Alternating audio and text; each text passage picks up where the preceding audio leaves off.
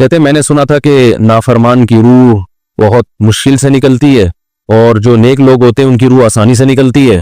تو میں تو جب گیا یورپ میں تو میں نے بہت سے گوروں کو بڑے آرام سے مرتے ہوئے دیکھا اور بہت سے نیک لوگوں کو بڑی مشکل سے مرتے ہوئے دیکھا. تو یہ کیا ہے؟ تو کہہ رہے مجھے تو اسلام کے بارے میں اشکالات شروع ہو گئے.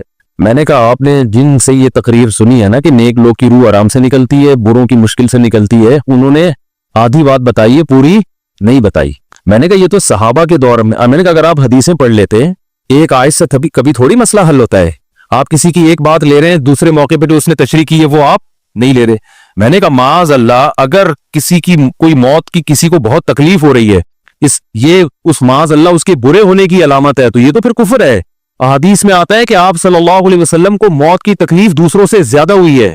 آپ صلی اللہ علیہ وسلم فرمایا اوعکو کما یوعکو رجلان منکم, مجھے بخار میں اتنی تکلیف ہوتی ہے جتنی تم میں سے 2 آدمیوں کو ہوتی ہے. آپ پر جب بیماری آتی تھی نا آپ کو تکلیف دوسروں سے زیادہ ہوتی تھی. اور امی عائشہ رضی اللہ تعالی عنہا فرماتی ہیں کہ نبی صلی اللہ علیہ وسلم کا سر مبارک میری گود میں تھا جب آپ کی روح نکلی ہے, اور آپ کی جو میں نے موت کی تکلیف دیکھی ہے جس شدت میں آپ جس تکلیف میں تھے اس کے بعد مجھے کسی کی موت کی جو آسانی سے کوئی دنیا سے گیا ہو نا اس کے مرنے پر مجھے کبھی رشک نہیں آیا. رشک کا کیا مطلب کہ بھئی یہ اتنی آسانی سے چلا گیا تو اس کا مطلب یہ زیادہ اچھا تھا اور معاذ اللہ آپ صلی اللہ علیہ وسلم کے اعمال کم تھے تو یہ تو ممکن نہیں ہے نا. کہتے ہیں مجھے کبھی کسی پہ رش نہیں آیا کہ آرام سے مر گیا تو بہت نیک ہوگا. ٹھیک ہے نا, بہت مشکل ہے سمجھانا. امی عائشہ فرماتی ہیں کہ یعنی امی عائشہ کی حدیث کا مفہوم بیان کر رہا ہوں کہ نبی صلی اللہ علیہ وسلم کی موت کے وقت جو تکلیف کی حالت تھی اس کو جب سے میں نے دیکھا ہے تو امی عائشہ کی بات کا خلاصہ یہ ہے کہ اب اگر میں کسی کو دیکھتی ہوں نا کہ آرام سے روح نکل رہی ہے یعنی آرام سے مر رہا ہے دنیا سے جا رہا ہے تو مجھے اس پہ رش نہیں آتا کیونکہ بہت نیک ہوگا. کیا مطلب اس کا نیک عمل سے تعلق بولتے کیوں نہیں ہے. لیکن ہمارے ہاں سارا مدار کس پر ہے, مرنے کے بعد شکل کیسی ہے اس کی, آڑا ترشا ہو گیا تو جہنم میں جا رہا ہے اس کا مطلب. اور اگر مرا ہوا ہے دانت کھلے میں ایسے لگ رہا ہے مسکرا رہا ہے سیدھا کہاں جا رہا ہے. او بھائی اگر خدا نہ خواستہ کوئی لکوے کا مریض تھا کوئی فالج کا مریض تھا وہ تو مرے گا تو اس کا تو بیچارے کا ہوگا تھوڑا سا چہرہ بھی ٹیڑھا ہو سکتا ہے کچھ بھی ہو سکتا ہے, نیک لوگوں کا بھی ہو سکتا ہے. تو مدار کس پر ہے, اعمال پر. اور نیک لوگوں کو بعض دفعہ موت کے وقت ڈبل تکلیف دی جاتی ہے. ایک تو اس لیے دی جاتی ہے یا تو اس لیے کہ کوئی گناہ ان کا باقی رہ گیا ہوتا ہے. اللہ کیا کہتے ہیں بھائی قبر میں جانے سے پہلے اس کو ہمارے پاس دھلا کے لے کے آؤ صاف ستھرا ہو کے. اب ہمارے پاس آ رہا ہے تو اب ہم نہیں چاہتے کہ اس کے گناہوں کی گٹری ہو, اس کو پاک صاف کر کے لے. میں نے بڑے بڑے بزرگ دیکھے جن کو آخری وقت میں بہت مصیبت میں گزری ان کی یعنی زندگی کے آخری ایام, بیٹیوں کی ٹینشن, کسی بیٹی کو طلاق ہو گئی وہ گھر آ گئی, کوئی اور مسئلہ ہو گیا تو بڑی ٹینشن میں آخری وقت. لیکن وہ زبان سے کیا کہتے تھے, شکر. کیا شاید اللہ تعالی ہمارے گناہوں کو معاف کرنا چاہتا. اولاد کی حدیث میں آتا ہے کہ انسان کو اس کی گھر والی کی طرف سے اس کی اولاد کی طرف سے اس کے جسم کی طرف سے تکلیفیں پہنچتی رہتی ہیں اور اس کے گناہ معاف ہوتے رہتے ہیں حتی لقی اللہ طاہرا مطہرا, جب اللہ کے پاس آتا ہے نیٹ کلین بالکل گناہوں سے پاک صاف ہو گیا. لیکن یہ تکلیف ہوتی ہے جس میں صبر کی توفیق بھی ملتی ہے کیونکہ اللہ دے رہا ہے نا تکلیف, اور اللہ سزا کے طور پہ نہیں بلکہ کفارے کے طور پہ تاکہ ہمارے پاس آئے تو صاف ستھرا ہو گئے. تو اس تکلیف میں پھر صبر کی توفیق, اس لیے علماء کہتے ہیں جس تکلیف میں صبر کی توفیق مل رہی ہے سمجھ لو یہ رحمت ہے. یہ کیا ہے, رحمت. یہ اللہ آپ کو بنانا چاہ رہا ہے کچھ. اب لوگ کہتے ہیں یہ والی تکلیف کی وہ والی کیوں نہیں آئی ہے, یہ تو بہت زیادہ ہو گئی. تو بھئی اللہ سے کوئی نہیں لڑ سکتا, وہ جو دے رہا ہے وہ اس پہ صبر کرو. اسی کو کہتے ہیں تقدیر پر رضا, کہ جو اللہ نے مقدر کیا ہے اب اس پہ کیا ہے, کوشش کریں گے اللہ سے عافیت مانگے, اے اللہ ہمیں تکلیفیں نہیں چاہیے, ہم تو ویسے ہی کمزور ہیں, ایسا نہ ہو تکلیف میں اور ہی نافرمانی پہ نہ آ جائے, ہمیں تو خوشیوں بھری زندگی چاہیے اور اللہ ان خوشیوں میں شکر کی توفیق دے کے گناہ معاف کر دے. ٹھیک ہے نا. جیسے لوگ حکیم کے پاس جاتے ہیں, حکیم صاحب کے پاس 2 طریقے ہوتے ہیں علاج کے. ایک طریقہ تو یہ کہ بھائی یہ کڑوی گولی ہے 2-3 کھاؤ گے فٹ فاٹ ہو جاؤ گے, اس میں یہ بھی پرہیز یہ بھی پرہیز یہ بھی پرہیز. اور ایک طریقہ ہوتا ہے بھائی دودھ جلیبی کھاؤ, علاج لمبا ہو جائے گا لیکن وہ دوا میں کیا ہے دودھ جلیبی. تو آپ کہتے ہو بھائی یہ دودھ جلیبی والا مجھے دے دو, ٹھیک ہے لمبا علاج کروا لوں گا, فائدہ دیر سے ہوگا, لیکن میں یہ کریلے کا جوس نہیں پی سکتا. تو ہم نالائق لوگ ہیں, شکر سے بھی انسان کے ترقی ہوتی ہے. تو اللہ سے یہ مانگنا چاہیے اللہ ہمیں نعمتیں دے, تکلیفوں سے بچا اور شکر کی توفیق دے تاکہ ہمارے درجات بلند ہو. تو شکر کے بھی تو بڑے فضائل ہیں نا. تو مانگنے تو کیونکہ عبدیت اور غلامی کا تقاضا یہ ہے کہ اللہ سے عافیت مانگی جائے, لیکن اللہ تکلیف دے دے تو اس پہ صبر. تو ہمارے نبی صلی اللہ علیہ وسلم کو یا تو اس لیے تکلیف ہوتی ہے گناہ معاف, یا اس لیے کہ درجات بلند. اللہ چاہتا ہے کہ بھئی یہ دنیا آزمائش کی جگہ ہے, جب آخرت میں آنا تو اتنا تجھے نوازوں. تو ہمارے نبی صلی اللہ علیہ وسلم जन्नत में आखिरत में सबसे आला मकाम किसका होगा? सैयदुल अंबिया मोहम्मद सल्लल्लाहु अलैहि वसल्लम, हजरत आदम से भी ज्यादा, नूह अलैहिस्सलाम से भी ज्यादा। तो अल्लाह ने फरमाया कि आपको प्रोटोकॉल देने के लिए आखिरी जो अब आपका आखिरत का सफर है ना, उसमें मादी तकलीफ आपको दूसरों से ज्यादा दी जाएगी। यही वजह है कि हजरत फातिमा रजी अल्लाह तआला अन्हा, आपकी शहीदी बेटी, जब उन्होंने आप सल्लल्लाहु अलैहि वसल्लम की उस तकलीफ को देखा ना, जो मौत के वक्त तकलीफ थी और जो बुखार की शिद्दत थी, वाह करबा अबता, फरमाती थी हाय मेरे वालिद का कर्ब, बहुत ज्यादा गमजदा हो गई उनको देखकर किस कदर तकलीफ में है। तो आप सल्लल्लाहु अलैहि वसल्लम ने फरमाया ला करबा अला अबी का बादल यौम, कैसे तसल्ली के जुमले। अपनी बेटी से फरमाया है फातिमा तेरे बाप पर आज के बाद कोई तकलीफ, बोलो ला करबा अला अबी का बादल यौम। इसमें भी आप सबर का पहलू तलाश कर रहे हैं, शुक्र का, बस ये अल्लाह की तरफ से आखिरी है। आज के बाद है मेरी बेटी तेरे बाप पर कोई तकलीफ नहीं, अपनी बेटी को भी तसल्ली दे रहे हैं कि गम हल्का कर, बस ये अल्लाह की तरफ से आखिरी है, आज के बाद कोई तकलीफ नहीं होगी। तो हमारे यहाँ वो बेचारा तकलीफ से जा रहा है, तो यार देखा आ गया ना सामने, लोग कहेंगे ये देखा, हम तो कहते थे बंदा ही 2 नंबर है, अब आ गया ना तो देखो कैसे मर रहा है। और पैगंबरों को तकलीफ तो दी जाती है, लेकिन कोई ऐसा ऐब नहीं होता, ऐसी बीमारी नहीं होती जो लोगों में मायूब समझी जाती है, ये नहीं होता, क्योंकि पैगंबर अल्लाह के कासिद हैं। तो अल्लाह उनको हर लिहाज से उम्मत को ये बताना चाहते हैं ये मेरे रसूल हैं, ये मेरे सफीर हैं। तो कोई भी ऐसी चीज जिसकी वजह से लोगों को उनसे नफरत हो, या तबई नफरत जो इंसान के इख्तियार में नहीं होती, तो अल्लाह ऐसी बीमारी और ऐसी तकलीफ से बचाते हैं उनको। समझ में आ रही है बात?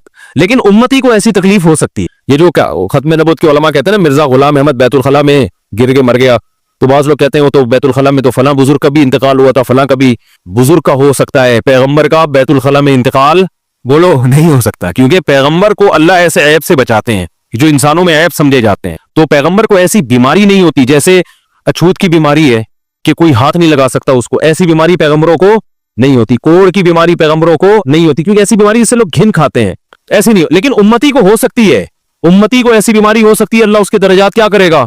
बुलंद करेगा इससे। मुझे एक वाकया किसी ने सुनाया कि एक हिंदू था, उसको कोढ़ की बीमारी थी। कोढ़ नहीं होता, गोश्त गलना शुरू हो जाता है, तो ये बीमारी फैलती है।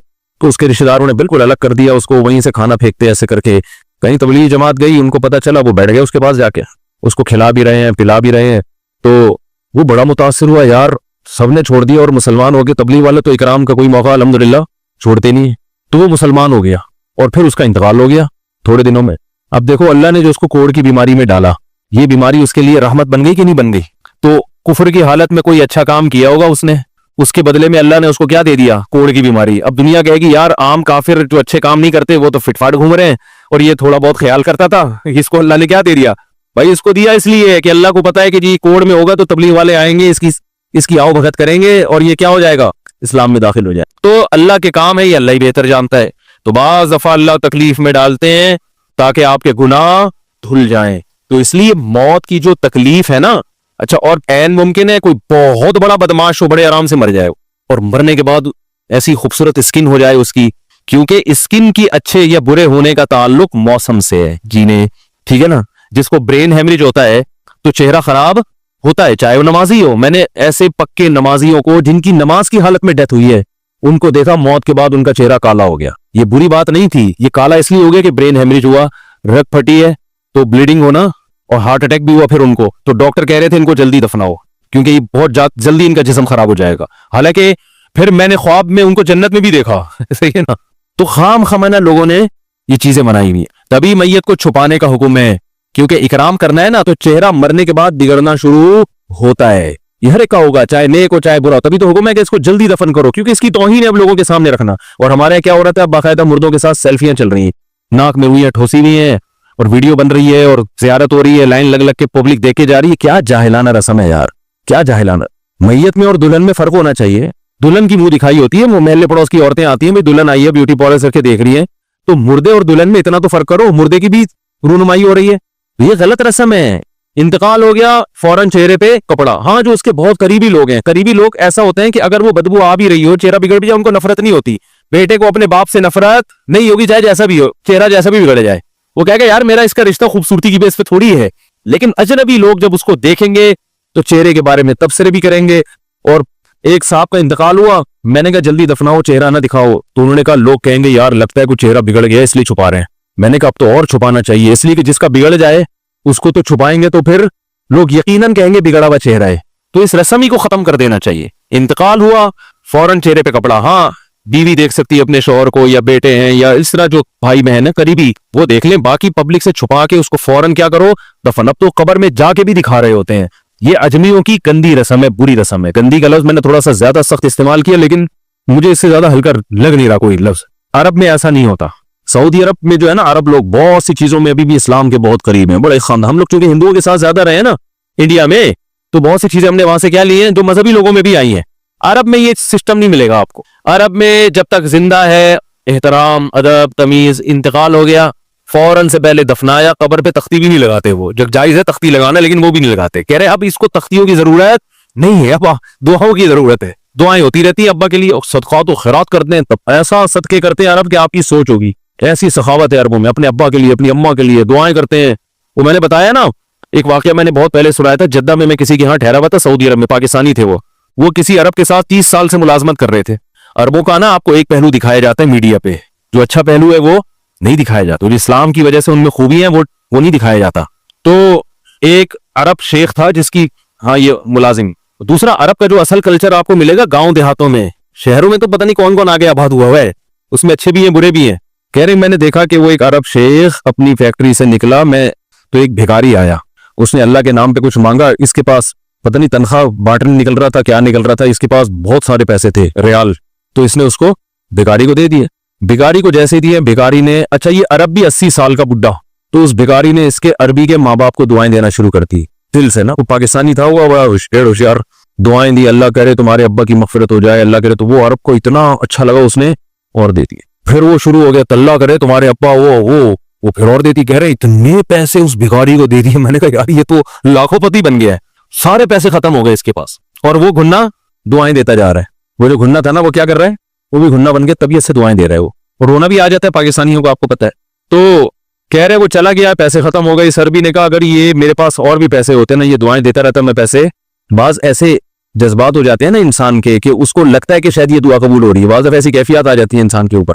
تو وہ پاکستانی تھے جنہوں نے مجھے واقعہ سنا. کہہ رہے ہیں یار ان کے اندر کوئی ان کے قریب رہے نا, تو بعض چیزیں ان میں بڑی خاندانی. عربوں میں ماں باپ کا بہت احترام ہے, بہت. جتنے کسٹمر کے ساتھ بدتمیز ہوتے ہیں نا, باپ اور ماں کے ساتھ اتنے ہی اچھا سلوک کرتے ہیں.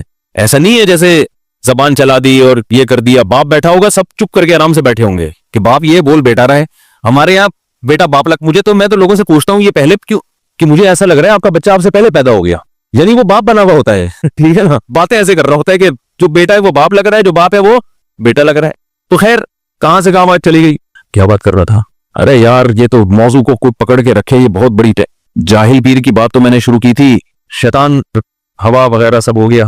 ہاں یہ بات چل رہی تھی کہ موت کی تکلیف اگر کسی کو ہوتی ہے, میں یہ بتا رہا تھا کہ اسلام کی باتیں ان لاجیکل بات اسلام نہیں کرتا. ہاں مذہبی لوگ بعض دفعہ ایسی باتیں کر کے لوگوں کو بیوقوف بنا دیتے ہیں, قرآن کی آیتوں کی غلط تفسیر کر لیتے ہیں کہ بھئی وہ اتنی تکلیف سے مرا, اس کا مطلب وہ جہنم میں جائے گا, وہ نیک آرام سے مر گیا. تو قرآن و سنت سے ملتا ہے کہ نیک لوگوں کو موت کی تکلیف بہت دفعہ ہوتی ہے, زیادہ بہت دفعہ نہیں بھی ہوتی. اب یہ نہیں کہ کوئی آرام سے مر گیا تو آپ کہیں سیدھا جہنم میں گیا, اس کو تو تکلیف ہی نہیں ہوئی, یہ بھی ضروری نہیں ہے. ٹھیک ہے, اس کو بولے یہ اللہ کی رحمت ہے, اچھا گمان رکھنا چاہیے نا کہ بھئی یہ اللہ نے پہلے ہی دھلا دیا اس کو. تو یہ جو موت کی تکلیف جس جو قرآن میں آتا ہے نا کہ برے لوگوں کو موت کی تکلیف ہوتی ہے, وہ روح نکلنے کی ہے. کہ جب عالم برزخ کی طرف روح جاتی ہے اور اس کو برزخ کی چیزیں نظر آنا شروع ہوتی ہیں, تو پھر روح چاہتی نہیں ہے کہ میں جسم سے جدا ہوں, لیکن فرشتے اس کو کھینچ کے نکالتے ہیں. تو یہ عالم برزخ کی چیز ہے, اس کا اس مادی زندگی سے تعلق نہیں ہے. مادی زندگی میں تو کسی کے یہاں گولی مارو گے نا, ٹھا کر کے گئی, نکل گئی, مر گیا.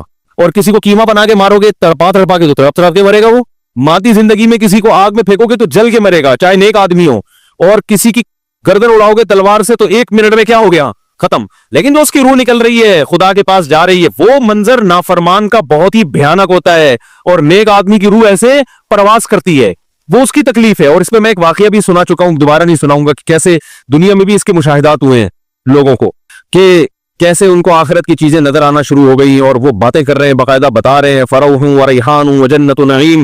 جو قرآن میں آتا ہے نا, فرشتے آتے ہیں اور اس کی روح قبض کرتے ہیں, تو وہ بعض دفعہ اللہ دنیا میں بھی دکھا دیتے ہیں